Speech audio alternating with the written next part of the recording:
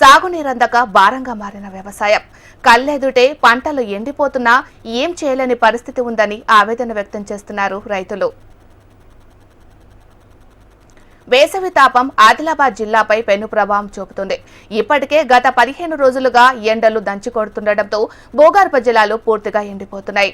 రబీలో సాగు చేసుకుంటున్న పంటలకు సాగునీరందక ఎండ దశకు చేరుకుంటున్నాయి. భూగర్భ జలాలు ఒక్కసారిగా అడుగంటిపోవడంతో వ్యవసాయ బావులు, బోర్లలో నీరు ఇంకిపోతున్నాయి. పంటలను రక్షించుకునేందుకు రైతులు అరిగోసపడుతున్నారు.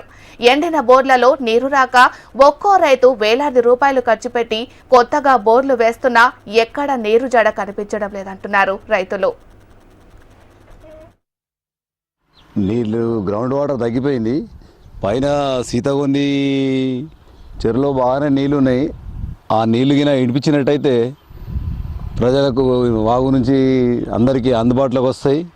పంటలు ఎండిపోకుండా ఆదుకున్నట్టు అవుతుంది.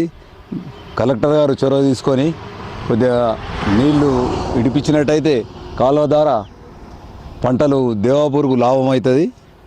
పంటలు ఎండిపోకుండా, జొన్నలు ఎండిపోకుండా, పల్లీలు ఎండిపోకుండా, మొక్కలు కూడా ఎండిపోతున్నాయి.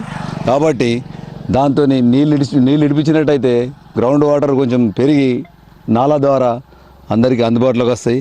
దయచేసి కలెక్టర్ గారు చొరవ తీసుకొని వాటర్ ఇడిపియాలని కోరుతున్నాం.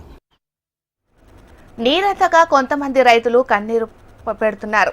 జిల్లాలోని తాన్సీ, తలమడుగు, జైనత్, బేల మండలాలతో పాటు ఏ గ్రామంలో చూసినా ఇదే పరిస్థితి నెలకొంది.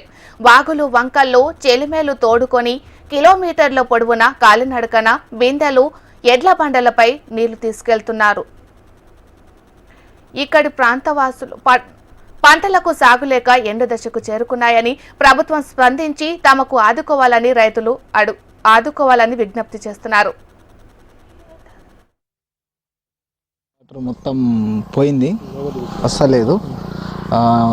ఇదే కాకుండా చుట్టుపక్కల చాలామంది పంట వేసారు, మక్క కానీ వాటర్ అయితే లేవు. ఇక్కడ సిదగొంది నుంచి ఏదైనా కినాల నుంచి వాటర్ వేడిస్తే బాగుంటుంది. రైతులకు బాగా ఇబ్బంది అవుతుంది.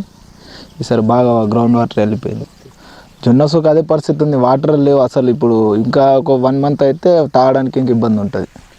అస్సలు లేవు వాటర్, అస్సలేదు. ఎంత దించిన సుఖ 200 ఫీట్ దించిన సుఖ అస్సలేదు. 3 ఎకరాల